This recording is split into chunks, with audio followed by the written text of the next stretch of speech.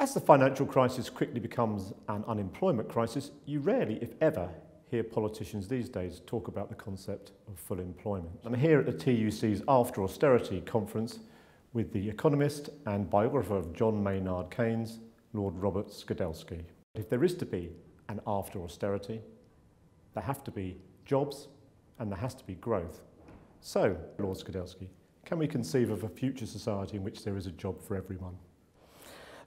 Yes, we can, but it doesn't have to be a 40-hour week job for everyone. I think that's what we normally think of as full employment, that people work a standard week, and a standard week's about 40 hours. You could certainly think of full employment, a full employment guarantee by the government, let's say, but the guarantee would be for 25 hours or 30 hours. And of course that should actually happen, because as societies get richer, they should work less.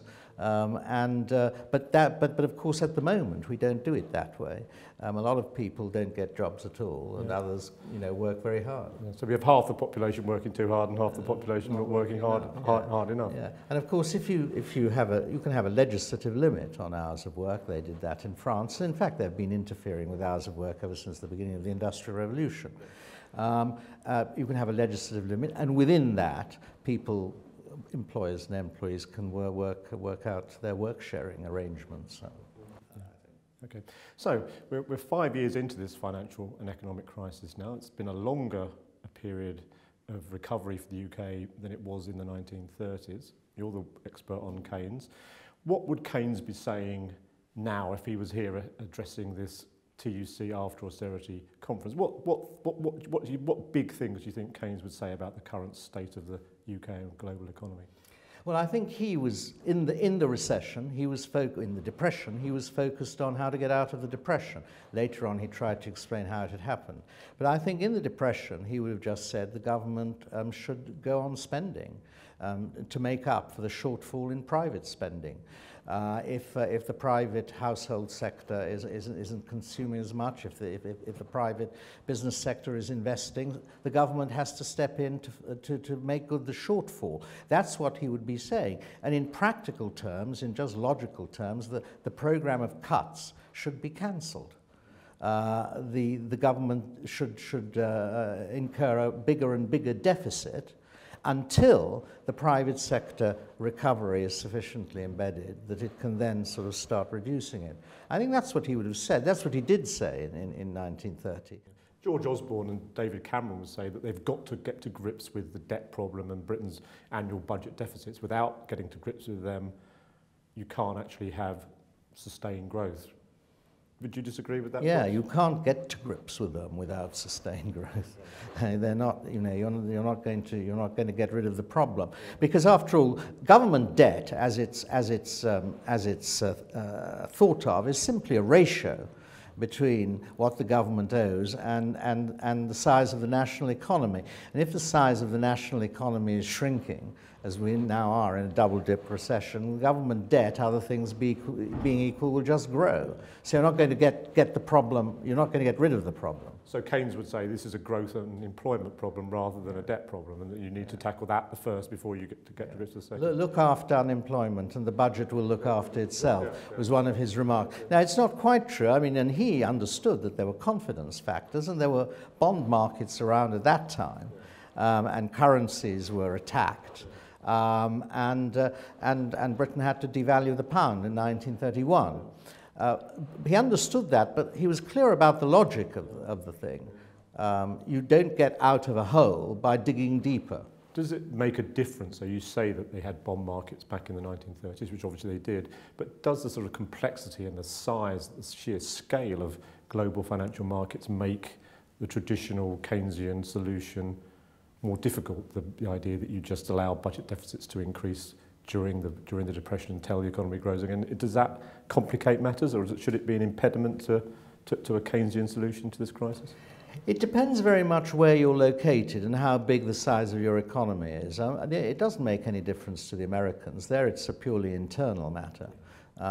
It makes some difference to Britain because it's so closely connected with Europe and what's going on in Europe, and it makes a hell of a lot of difference to Greece and countries which have borrowed extensively in foreign currencies.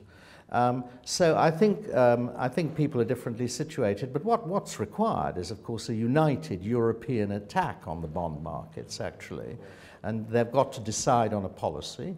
And then the bond markets will be helpless if they're all agreed to have an expansionary policy rather than a cutting down policy. There's nothing the bond markets can do about it. Yeah. How worried are you about what's going on in Europe? Because obviously this threatens to become a new phase of this crisis. We've had the sort of private sector debt crisis, which sparked the whole thing off, and it now seems to have moved into becoming a sovereign debt crisis, a country by country crisis. How serious a problem is it, what's going on in Europe, do you think? Well, it is very, very serious because, I mean, serious because the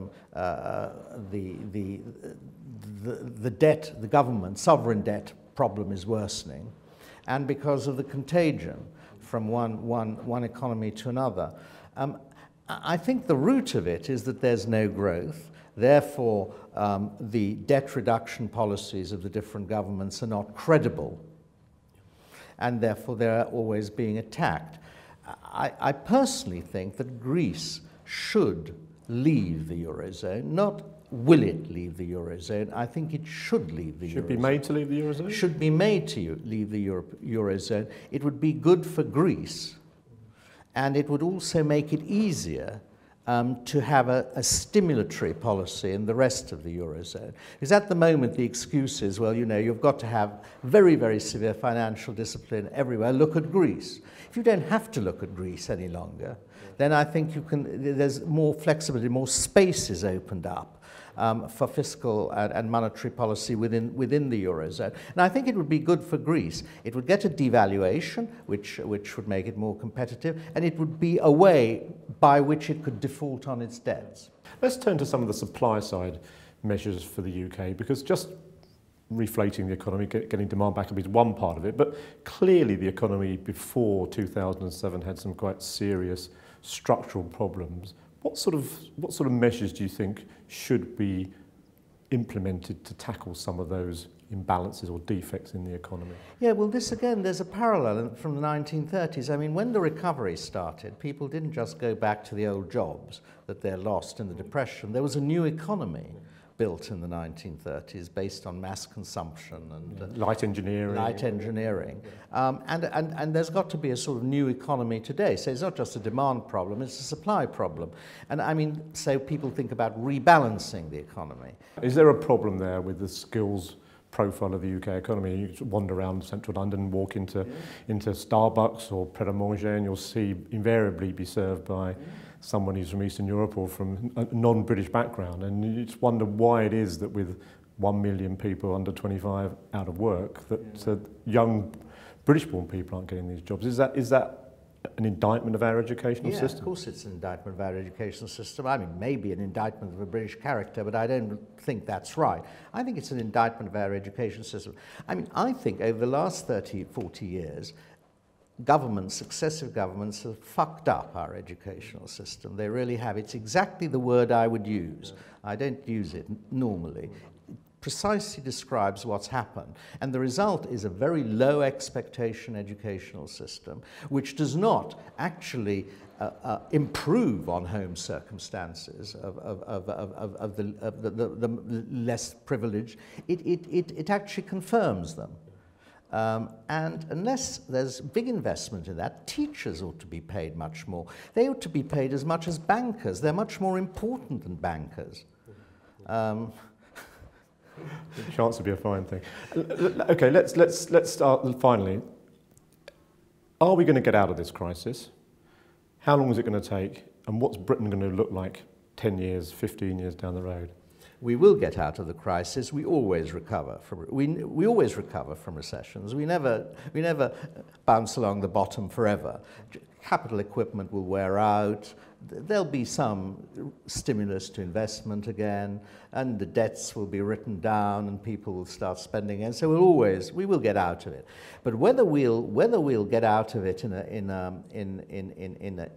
towards a complete recovery. is much more dubious. I don't know what a complete recovery means at this point, given the fact that our economy was probably unsustainable. Well, I suppose if complete recovery means sort of mopping up some of the spare capacity in the economy, or all of it, getting unemployment down to 4 or 5% of the workforce, then that would be considered to be a full recovery. Do you think? But these hard men deny there's any spare capacity. But but that's nonsense. That's insane. Of course, there's spare capacity. But secondly, getting a sustainable recovery in the sense that you won't slip back again, because if you don't make the economy structurally more robust, and in fact the world economy structurally more robust, there's always going to be a succession of these crises. So you've got to deal with the maldistribution of consumption, you've got to have a more balanced investment portfolio, and you've got to have much better education. Well, Skidelsky, thank you very much.